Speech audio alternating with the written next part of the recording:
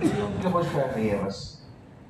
حالات آگے بتا دیں گے کیا ہو رہا ہے، کیا ہونے جا رہا ہے. ان سب باتوں کے باوجود یہ اپنی جگہ ہے کہ موجودہ جنگ میں ایران کا ساتھ دینا ہے، ایران کے ساتھ ہیں.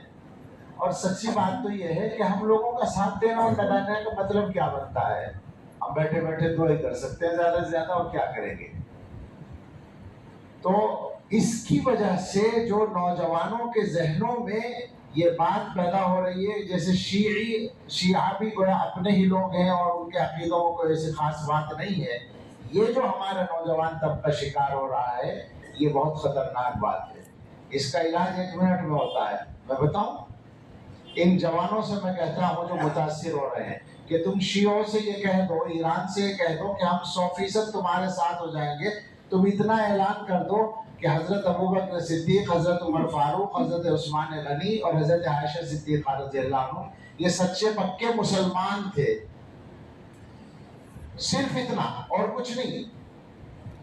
افضل الصحابہ اور اول الخلفاء اس کی بات بعد میں ہو جائے گی، پہلے اتنا ماننے کا اعلان کرتے ہیں اپنے زبان سے ایران سرکاری طور پر کہ وہ ان سب حضرات کو صحیح اور سچا مسلمان مانتا ہے. ہم تمہارے ساتھ ہو جائیں گے. یہی پرکھ سکتے ہیں آپ کہ کتنی گڑبڑ ہے. میں یہ کہتا ہوں مسلمانوں سے، تمہارے باپ کو اگر کوئی گالی دیتا ہو، اس کا کسی جنگ میں تم ساتھ دو گے؟ کسی لڑائی میں؟ صحابہ کو گالی دینے والوں کے ساتھ دینے کی باتیں کرتے ہو تو مجبوری ہے کہ اسرائیل مقابلے پہ اس لیے ساتھ دینے کو کہا جا رہا ہے.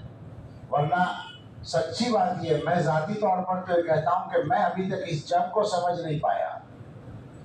اور نہ سمجھنے کا مطلب یہ نہیں کہ مجھے کچھ پتہ نہیں ہے، پتہ ہے اسی لیے نہیں سمجھ پایا.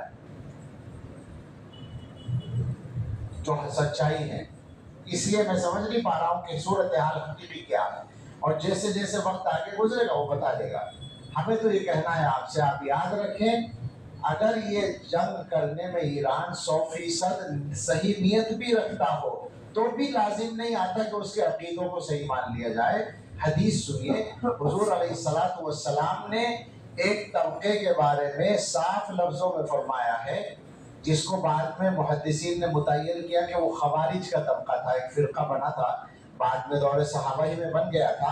حضور علیہ الصلوۃ والسلام نے فرمایا تھا ایک قوم آئے گی، کچھ لوگ آئیں گے، وہ نماز ایسی پڑھیں گے کہ تحقرون صلاتکم من صلاتہم، ان کی نمازوں کے سامنے تم اپنی نمازوں کو حقیر سمجھو گے، ان کے روزوں کے سامنے تم اپنے روزوں کو حقیر سمجھو گے.